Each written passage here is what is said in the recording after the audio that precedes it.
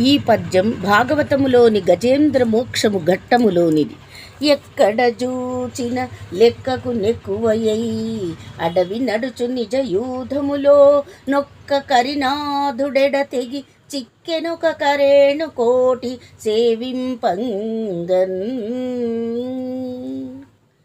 అడవిలో ఒక సరస్సులో ఎన్నో ఏనుగులు, గజరాజు, తన భార్యలు, పిల్లలు లెక్కకు మించినవి ఆ అడవిలో సమూహంగాను గుంపులు గుంపులుగాను అన్నీ నడుస్తూ సరస్సు దగ్గరకు వెళ్ళి నీటి కోసం దిగినయి.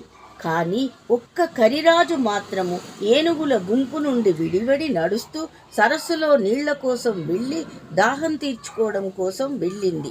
తన తొండంతో నీళ్లు నింపుకొని దాహం తీర్చుకుంటున్నది. అంతే, అక్కడ లోపల ఎక్కడో ఉన్న ఒక మొసలికి ఒక్క మాటుగా నీళ్లల్లో నుండి పైకి లేచి భయంకరంగా మొసలికి చిక్కింది గజరాజు కాలు అని ఈ పద్యంలోని భావము.